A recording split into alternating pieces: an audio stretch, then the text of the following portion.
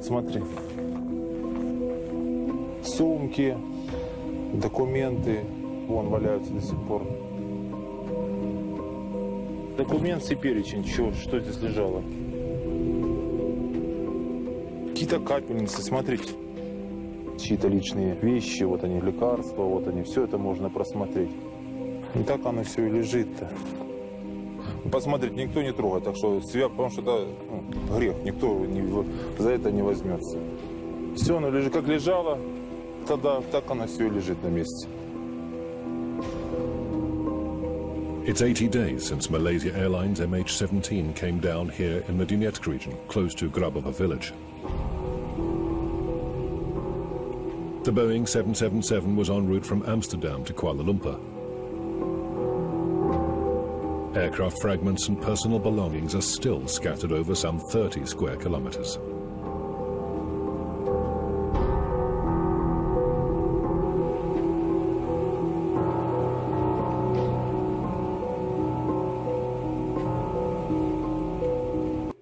Услышали два хлопка.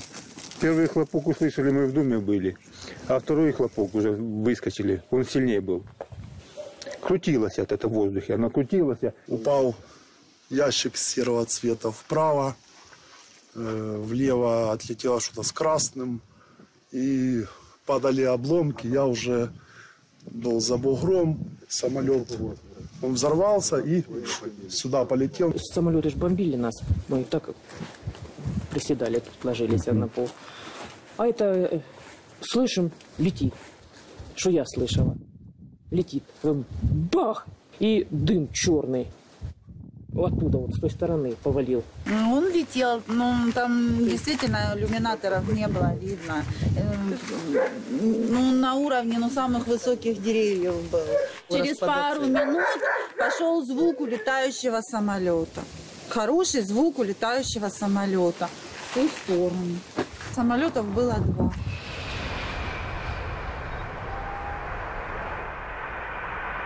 Schiphol Airport, 3 hours before the tragedy. Flight MH17 leaves Amsterdam for Kuala Lumpur on schedule. 283 passengers and 15 crew members board the plane. This video was taken by one of the passengers and shared online just a few minutes before takeoff. Of our boarding and cargo loading. Once again, do ensure that your phones are also off for the flight. Firdaus bin Abdul Rahim was first officer on the Boeing. He was to fly the plane for the first stage of the journey. Dia biasa je. Saya dia nak pergi tu dia biasa. Dia memang selalu kalau nak pergi dia akan call saya lah. Saya tak ada apa tapi cuma hari tu dia lambat call tu je lah. Selalu dia biasa bila dia dah naik dia punya pick up dia akan call kan. Tapi masa tu dia kata dia dah terlambat. Pick up dia lambat. Tu dia call tu saya tak sempat angkat, tu saya call dia balik. Bila saya call dia balik dia dah masuk flight. Dia kata dia dah masuk dah dalam.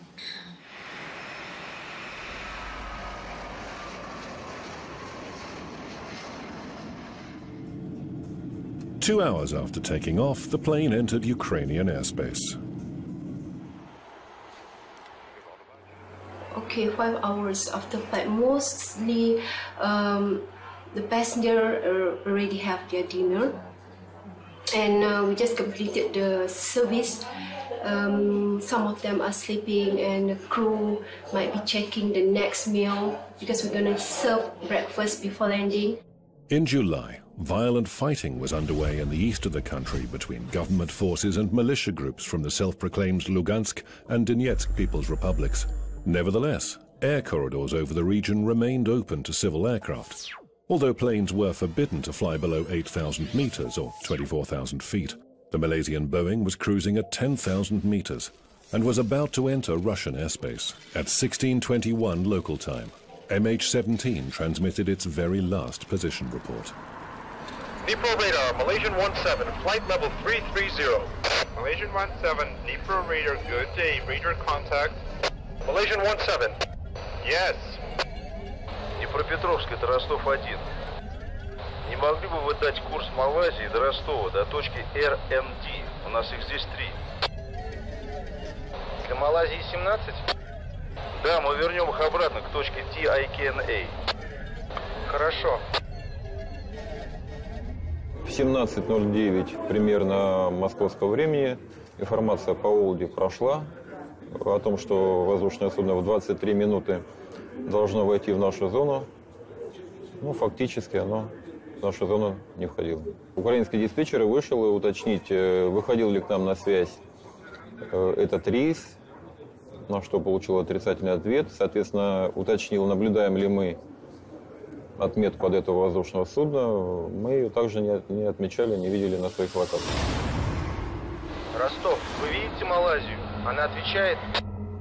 Нет, похоже, его цель стала распадаться.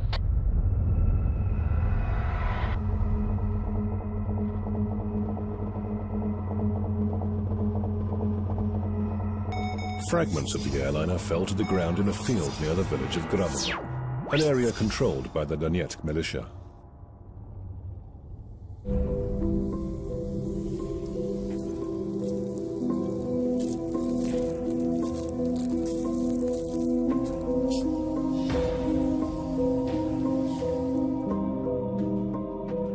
The commander of one militia group, Oleg Vtulkin, was among the first on the scene after Malaysia's Boeing 777 went down. He took these pictures with his own mobile phone. Сегодня 17 часов, 17 июля 2014 гражданский самолет. Чем он не понравился нацикам?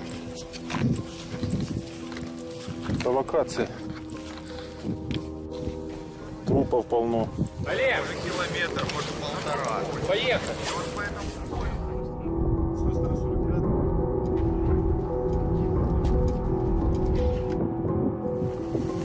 Ну, зрелище не из приятных, даже находиться тут было тяжело. Ужас, что я тут увидел? Ужас. Когда это все видишь, это лучше, как говорится, это и не смотреть, что это тут произошло. Там ниже, вдоль дороги, лежала девочка. Детей много было. There were 298 people aboard, including 80 children. They all perished. Most were citizens of the Netherlands. Я ж так иду, смотрю, тут народ уже полно от места, смотрите, вот это белое. Беленькое, да? Да, здесь, да, труп лежал. С самолета выпавший. С самолета выпавший, да. А там, говорят, детки где-то, детки падали где-то. Господи, ну за что это все? Туда ходила, цветочки ставила, свечки. Посмотрю, там, говорю, там лежат эти тапочки, господи, детские, такие маленькие. Moments before the disaster, residents of Grabova village close to the crash site saw another aircraft in the sky. Реально слышал 2 хлопка, ну как выстрел, как мы уже попривыкали, и большой взрыв был. И я поднял, вот когда гул был большой, ну я уже слышу, как за движением же, и звук же как же идет. Голову глаза, а тут вот над головой вот еще один гул. Я поднимаю и смотрю, высоко маленький военный был, серебряное днище было. Так что был второй, это по-любому, 100% был второй самолет.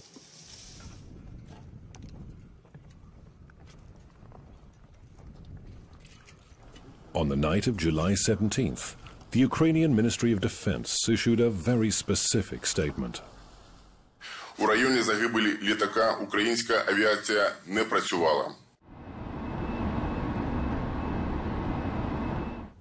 Peter Heisenker is a German pilot with a long service record.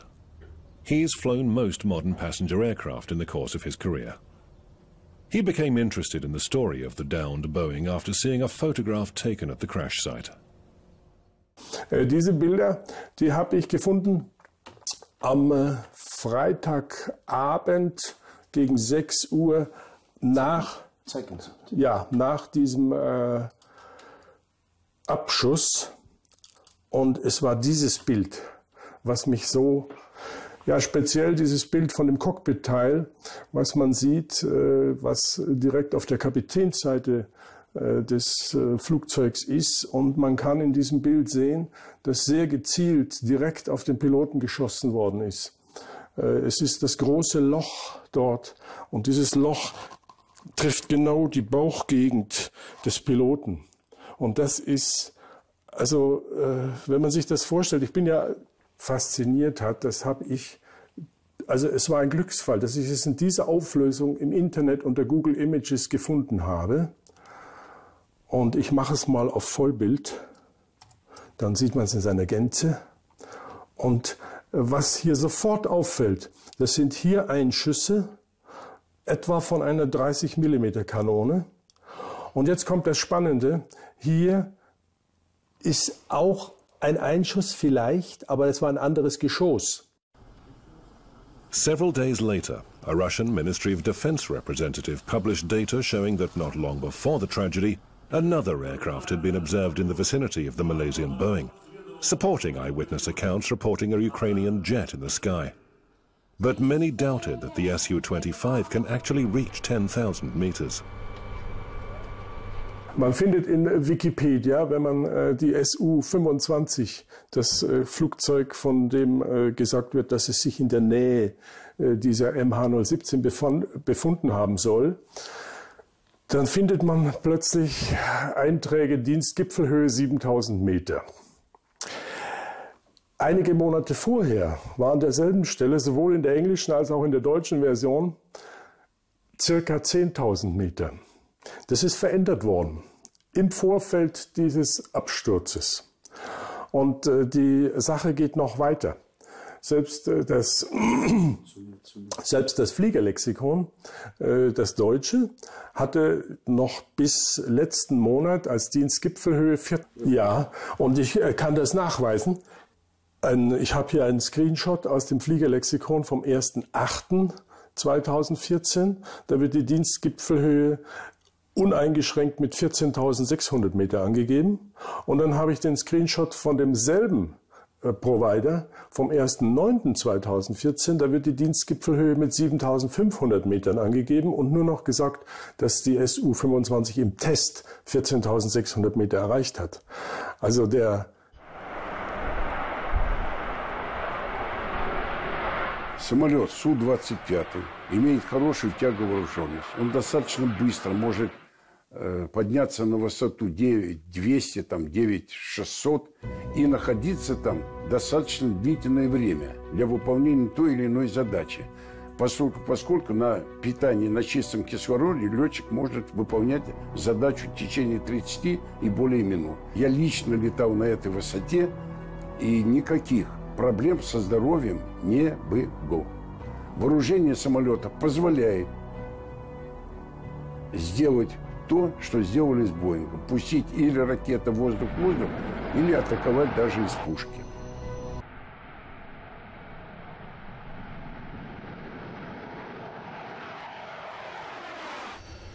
These Su-25 fighter jets, NATO codenamed Frogfoot at the Russian Aviation Center in Lipetsk, are identical to those used by the Ukrainian Air Force.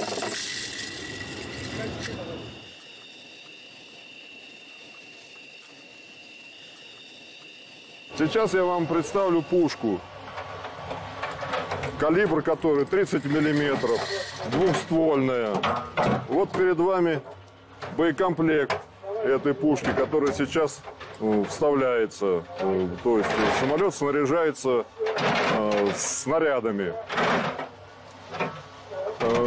Пушка, скорострельность ее более 2000 выстрелов. Стрельба может вестись с дальности от 2 километров и до 300 метров. То есть, чтобы не попасть в зону разлета собственных осколков. 300 метров ограничивается дальность стрельбы.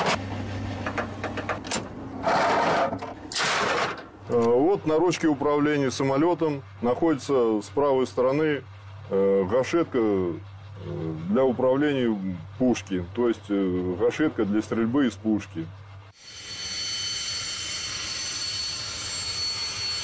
The Russian Air Force agreed to carry out an experiment to establish what the damage caused by a 30mm cannon would look like. That's exactly the same kind of gun that's fitted to the Su-25.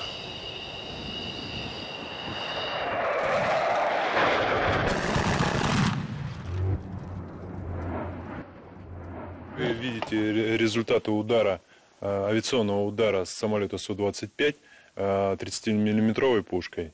Вот отверстие попадания, вот попадание, вот попадание, вот попадание. На киле 3 попадания. Также разрушено остекление кабины. Это так называемые входные отверстия. Соответственно, если мы обойдем самолет, то там посмотрим то, что осталось при выходе снаряда. Вот видите выходное отверстие. Вот выходное отверстие. Вот. Вот. Вот. Вот здесь разрушено. Скажите, а вот эти мелкие, которые мы видим, это что? Это результаты осколков.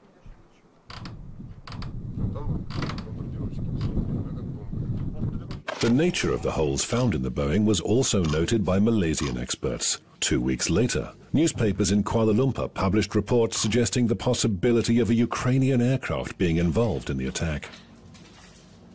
This was based on photographs of the fragments that were found on the ground, which showed a variety of fragmentation holes consistent with a missile and cannon fire. So on that basis, Malaysian investigators are working on the alternate theory. There's an image of the wing. There's the front fuselage. There was one mark that looked like a jagged piece.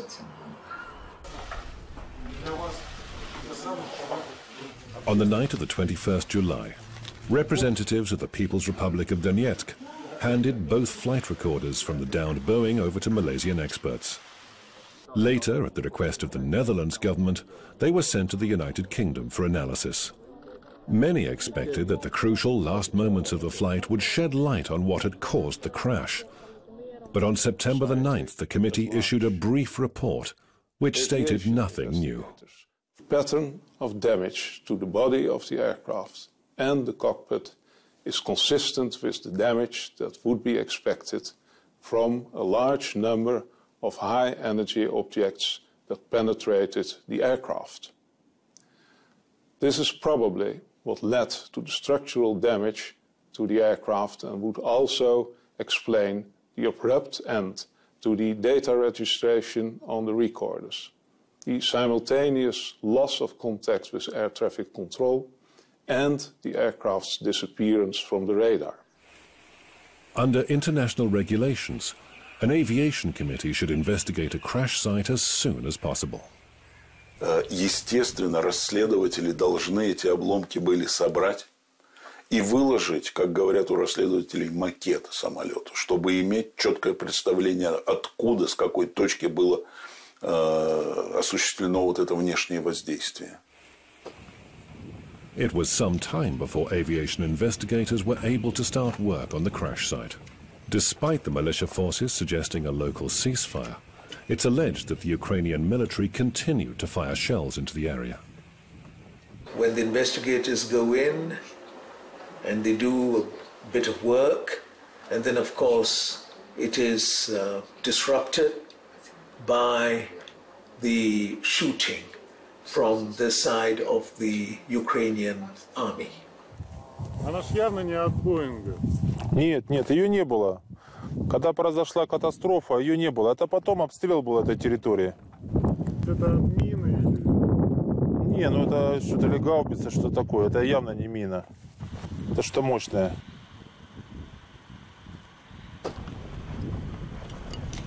Там и ополчения нет. То есть кого-то там накрывать артиллерийским огнем, ну это вообще не имеет никакого вообще смысла. Это был способ, каким образом там, зачистить следы. However, despite the absence of evidence, just hours after the incident, most Western media ran with one popular theory: that the Boeing had been shot down by militia forces with an SA-11 Gadfly, NATO's codename for the Buk anti-aircraft missile. There is no evidence, however, that the self-defense forces even possess such anti-aircraft systems. And concealing the launch of a multi-ton surface-to-air missile in broad daylight would be extremely difficult. Пуск ЗРК «Бук» сопровождается вот таким вот длинным инверсионным следом. Скорость ветра примерно 4 метра в секунду, то есть спокойная. Штиль. Почти. Да, почти штиль.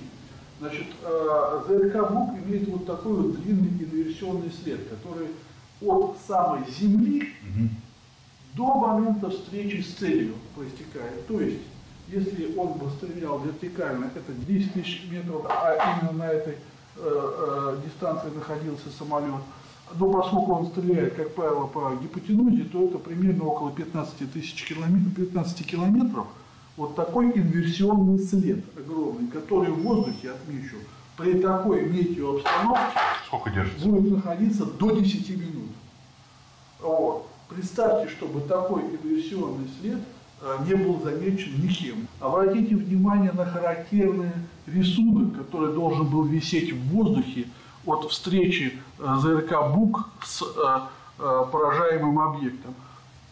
Около 5 минут такой след висит в небе, уже на пятую минуту уже остатки, но этого достаточно для того, чтобы его увидеть и сфотографировать.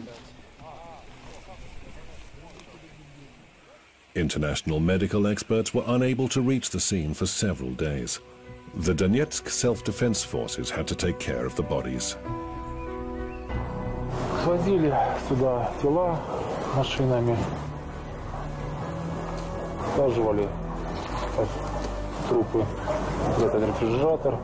Он поддерживал холод, стоял здесь на пути, ждал своего, как говорится, часа отправления, пока свезут все тела.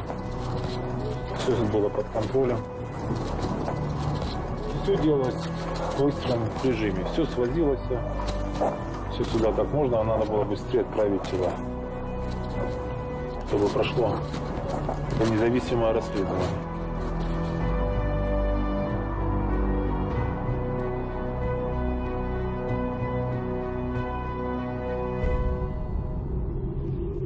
Victims' relatives had little opportunity to visit the crash site. But the Dzerzhinskis from Australia, whose daughter was a passenger on MH17, were determined to get to the region independently. We have promised our daughter we will come here. But it actually, as soon as possible, it was a time factor. Yeah, we should have come here the minute it happened, the next day.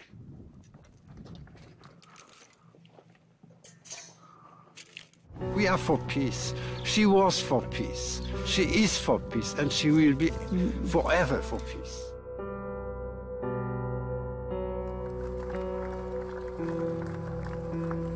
Almost everyone in the Netherlands, where most of the MH17 victims were citizens, watched this funeral live on television. News of the Malaysian Boeing destroyed over Ukraine was soon pushed out of the headlines by other international events. Promises to reveal shocking proof of separatist involvement faded away, never to be mentioned again. Meanwhile, wreckage from the 300-ton Boeing 777 remains scattered across the fields near a small Donetsk village.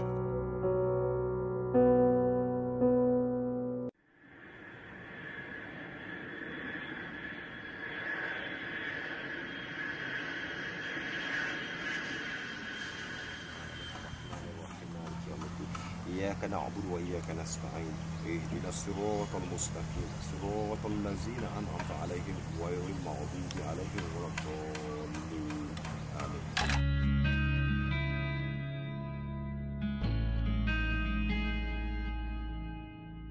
Er hat die Brücken abgebrochen in Holland.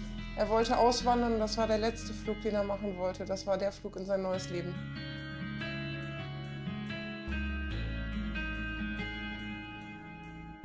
Kita boleh terima lah itu abang kita yang terbaik kan. Antara kita adik-beradik yang terbaik lah antara kami. Shooter, the Boeing MH17 is like shoot our country.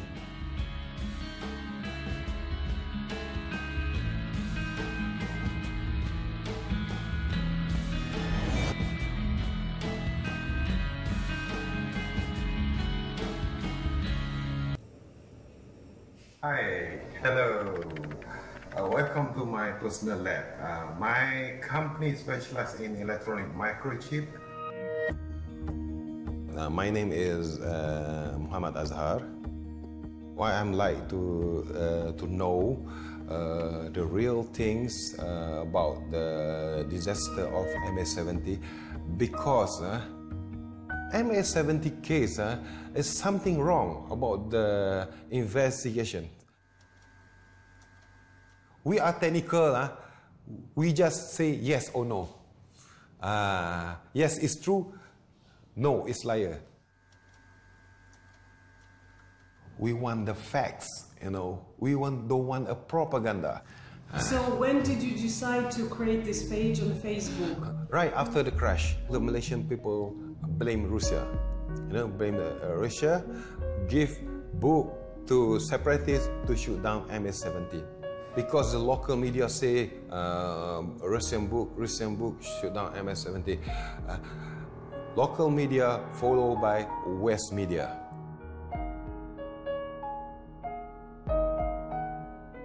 I collect all the news in the world, okay, and put in the page of MH17, and the people will see. Or that's why a lot of the Malaysian people will like our page, and they want to know what happened, what the news story.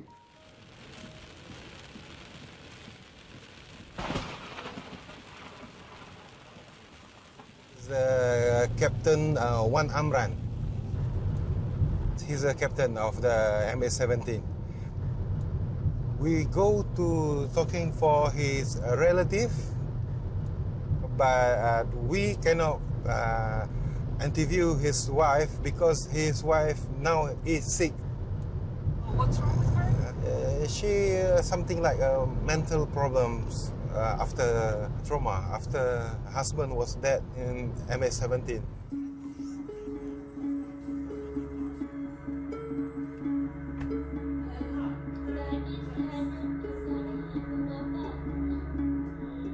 Oh, at the first, the youngest son couldn't accept also. He was always saying that the father will come back. That the father is just sleeping there, will come back. You talked to his wife. How is she doing? She still feels the loss. So once in a while, she will talk to us in the Facebook and in the message, telling that she still thinks of the husband.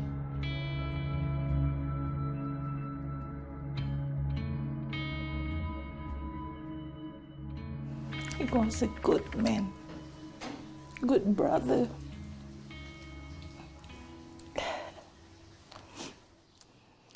Dia janji dengan saya, dia nak bawa saya jalan. Sebab dia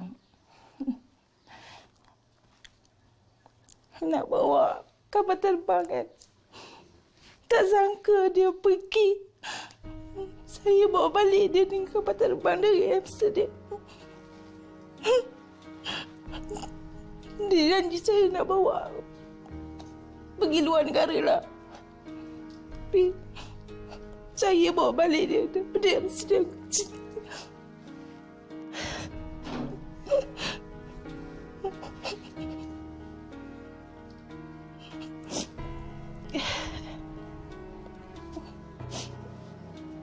So they showed you the body?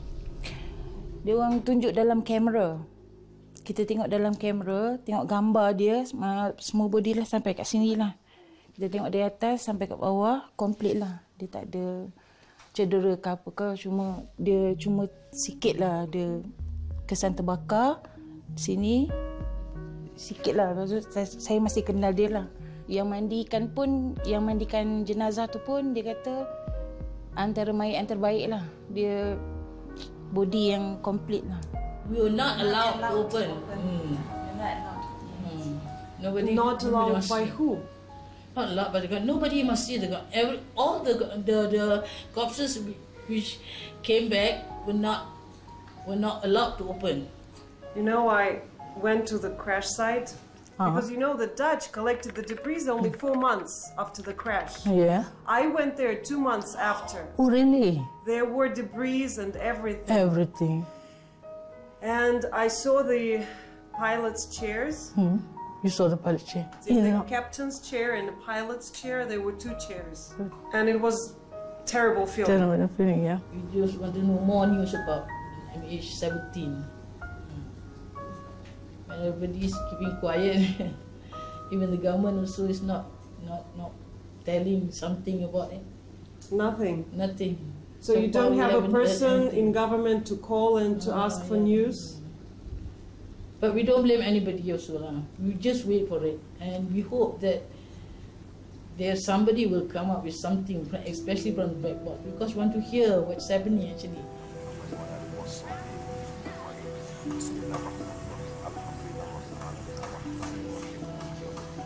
إياك نعبد وإياك نستعين اهدنا الصراط المستقيم صراط الذين أنعمت عليهم غير المغضوب.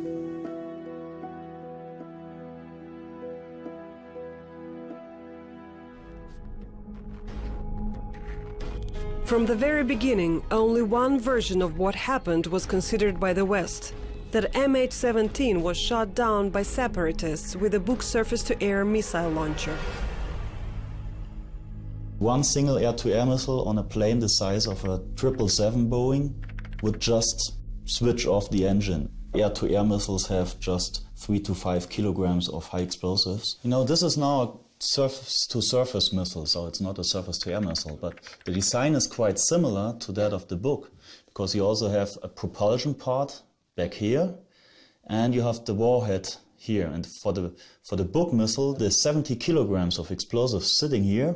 We remodeled the Buk system with our simulation tools, potential flight paths, and it is a plausible explanation that a Buk system could have brought down that aircraft. You can study the whole world behind your laptop, but the best thing you can do is you check the spot yourself. And in the 1 week I was there, I learned more about MH17 case than the whole year behind my laptop. They call it Delft Blauw.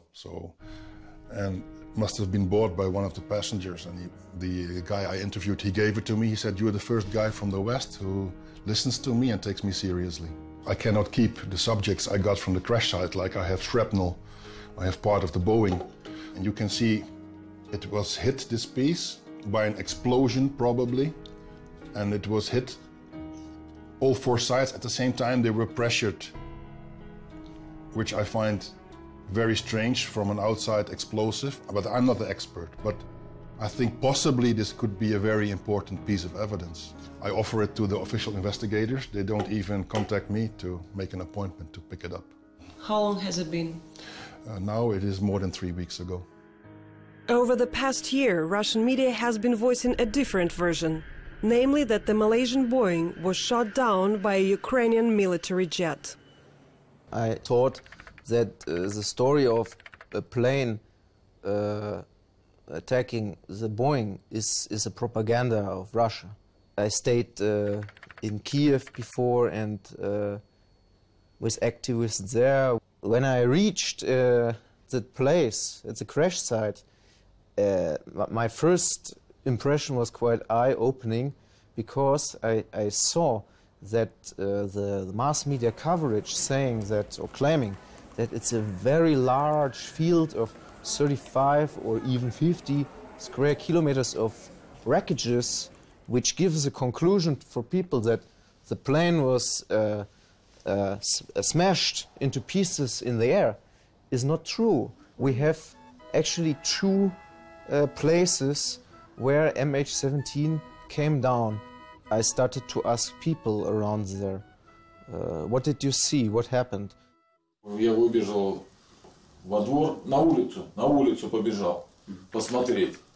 И видел, как самолет, далеко-далеко самолет выпустил ракету. И потом из-за тучи, из-за тучи уже падал самолет кувырком. Вот. И там одна часть падала на землю, а вторая часть улетала дальше, на другой поселок. This man says, Markus Benzmann, journalist from Germany, that book missile was shot from this field. Did you see a trail in the sky in this day? Видели вы след от бука? Нет, следа от бука я не видел. Ни с какой стороны. I wanted to find somebody who saw the chemtrail. Yeah, I want to find that person too. But I didn't. Dutch journalist Mr. Akkermans, however, insists that 4 months after the tragedy he found parts of a Buk missile among the MH17 fragments. Kijk. What about evidence that were brought to you by Mr. Akkermans? It's hard to say anything about these fragments. They could be from anything. So it was not that convincing. I would not say they are very hard evidence. They are just one small piece of a big puzzle. Do you know who did a chemical analysis of Mr. Ackerman's fragments? No, I think you should ask Mr. Ackermans for that. Yeah, he doesn't want to talk to us. That's interesting. That's strange. He refused an interview. Don't have anything to hide, and I would rather have the whole story explained. So I'm trying to figure out what actually happened. And I'm open to any theories. Sadly, other Western experts also refused to be interviewed.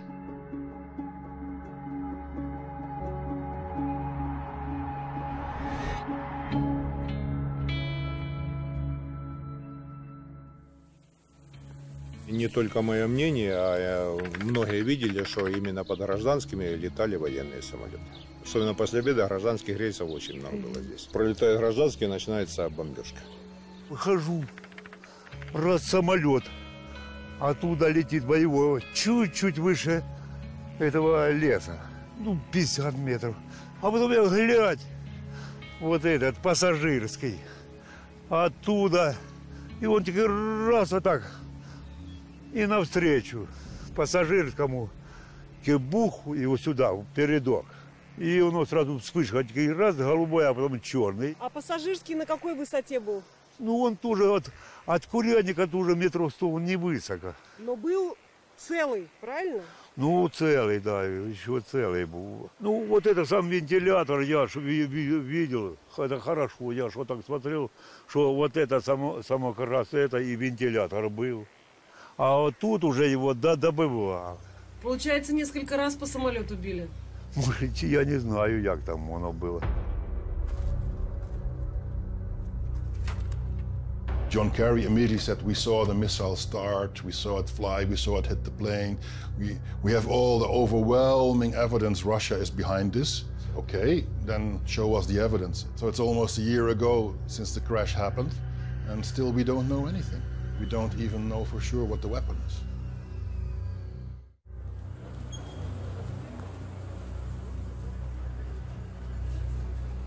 What did they tell you in Amsterdam? What they're doing there with these pieces? They wouldn't comment. Last time we were there in October, we were told that the final report will come out on 15th of June. Yeah. And now they postponed it to October. You know that for sure, that it was postponed. We wrote them an email, and it came back that the procedure is complicated, we need more time. When I look at my country, the Netherlands, as an official head of the investigation, we are part of NATO. We are part of an anti-Russian alliance. So we are not independent investigators. It is something that the United Nations should have investigated, and not a biased country like the Netherlands. How can you do an investigation if Ukraine, one of the possible murderers, is part of the investigation and delivers evidence that he collected? I mean, this is ridiculous. Well, what is proved is that the Ukrainians, they fired at the crash site with heavy mortars, with rockets, and there are craters like 3 meters deep. And really you have to ask yourself, who benefits from hiding evidence and from trying to distort the investigation? It's the party who did it.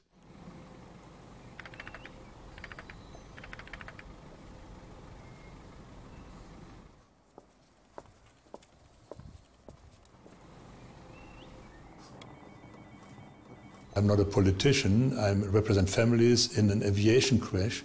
The question that must be asked, where did the system aviation fail? Only 2 days before this crash occurred, a military plane was downed by the rebels. What was in that situation the responsibility of the Ukrainian government? Close the airspace for civilian flights. Aviation cannot prevent rebels from doing anything. What they can do, they can protect it. And who was responsible for the failure of this mechanism? The answer is very clear. It was the Ukraine, because each government is responsible for its airspace. By closing the airspace up to the level of 10,000 meters, they showed proof that they had understood the gravity of the situation. And at the same time, they showed that they didn't draw the real consequences from it. Others knew, others understood and told them, but they didn't react. They didn't want to lose profit? And if you close the airspace, it's a hard consequence, of course. It shows that you, as a government, have lost control over your territory, and this is kind of loss of reputation.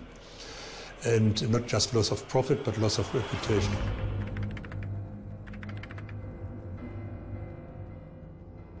I think more families should join this idea to go against Ukraine, because they obviously have failed. Whoever has also contributed to the crash, whoever has started this rocket to go into the air, it's a different story.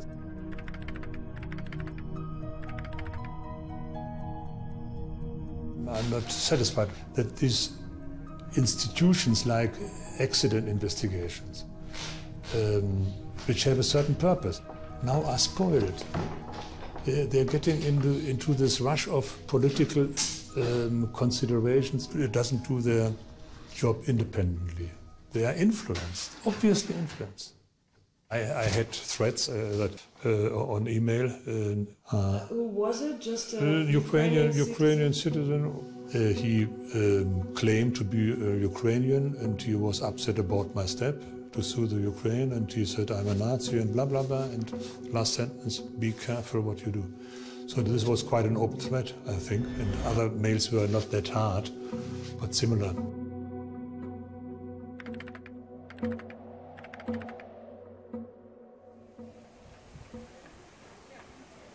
Why did you decide to join the lawsuit against Ukraine? Es war Warnung da, es ist ein schwieriges Gebiet, egal von welcher Seite es kommt, aber es ist ein Problemgebiet, wo keine Passagiermaschinen hätten rüberfliegen sollen. Und da hat die Ukraine meiner Meinung nach eine ganz erhebliche Schuld. Denise, tell me a little bit about your father. Er war Türsteher in einem Coffeeshop. Er hat, also das Letzte, was ich von ihm weiß, ist, dass er seine ganzen Sachen abbrechen wollte. Er hat sein Haus verkauft, weil er eine Frau kennengelernt hat, letzten Sommerurlaub in Bali. Er wollte sie jetzt heiraten. Er wollte jetzt dahin, um auszuwandern, um in den Niederlanden alles hinter sich zu lassen. Er war 53 Jahre alt. Were you going to go to their wedding too?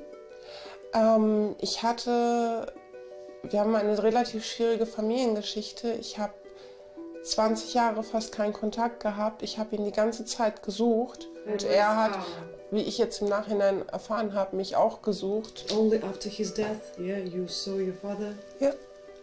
Ich habe ihn das erste Mal, erst nachdem er gestorben ist, habe ich ihn das erste Mal gesehen, wie er jetzt aussieht, wie er gelächelt hat. Als die Polizei hier vor der Tür stand, mir das gesagt hat, für mich ist eine Welt zusammengebrochen.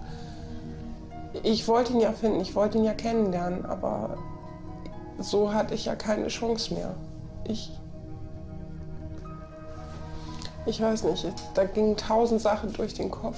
Vielleicht wäre er dann nicht in die Maschine gestiegen, wenn er mich gefunden hätte. Vielleicht wäre er hier geblieben.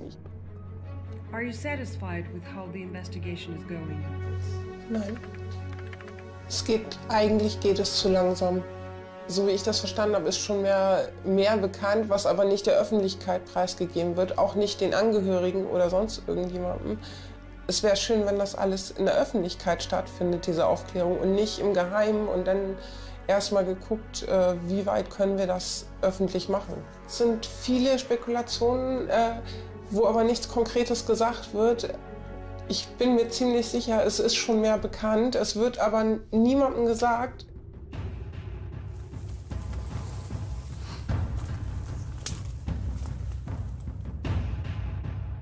Even a year on, lots of passengers' personal belongings and plane fragments can be found on the MH17 crash site.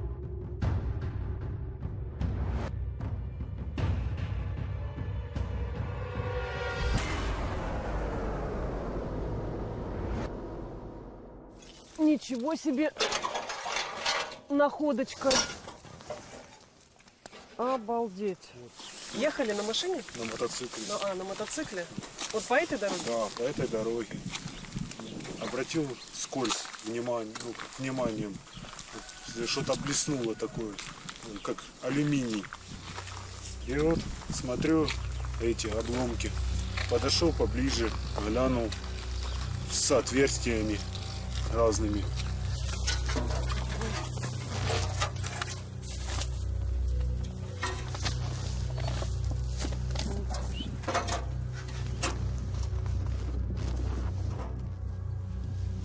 Форма разрыва какие непонятные. Полоса, а тут кружок. Да, это нужно, конечно, комиссии отдавать. Такой вещдок.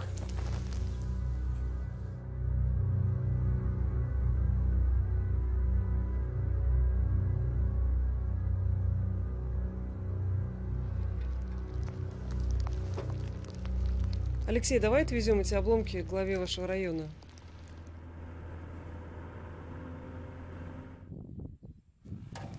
Андрей, помоги, пожалуйста, часть этих.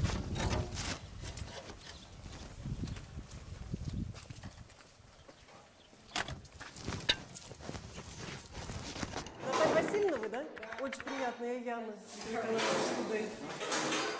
Часто вам приносят? Ну, в последнее время меньше. И вы потом их куда? Голландские эксперты связываются регулярно по телефону, просили, что если что-то найдем, храните себя по мере возможности. Ой, очень хорошо.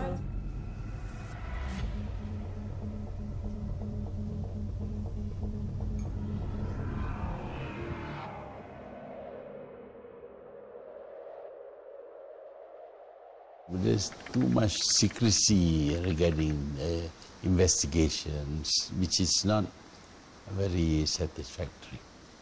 I cannot understand why the Malaysian government did not ask for the black box or for the wreckage that was found in Ukraine. It is quite unusual. Involvement of Malaysia is limited. And local media has not made a full coverage. They never send any team to take pictures there or to investigate. Local media, the mainstream media, is very much under the control of the government. Almost immediately after the plane was brought down, America accused Russia and then applied sanctions against Russia. We don't accept news like that. So you don't accept accusations against Russia? No, I don't think even the government accepts. We are very neutral about this because there is no real evidence. One of the suspects of shooting down the aircraft could be Ukraine because, well, they were fighting and we don't know who actually fired the missile, if it was the missile. Do you think this investigation is carried out objectively? I don't think so. I don't think so.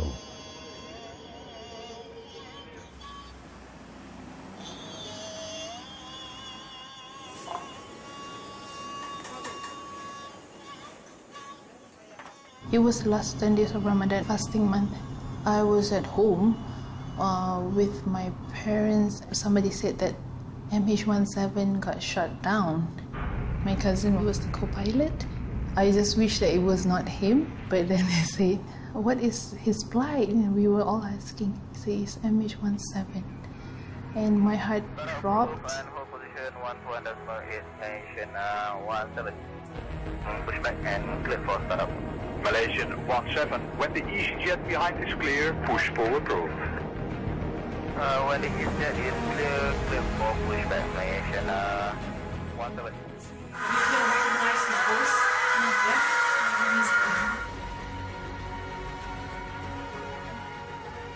We went to his house, which is nearby, about 7 minutes drive. The wife is there. She was alone, I think, at the time. Well, she was crying when I reached there. She was really crying. She was on the prayer mat, praying non-stop for the husband to come back. This is a very special memory of him, which he made this, it was last year, first officer, as if he knows that he's going to end his life there. You see? When you could be a captain, you know, but he just made the frame. He was 26, turning 27 in 3 days. He was married for 1 year, 3 months.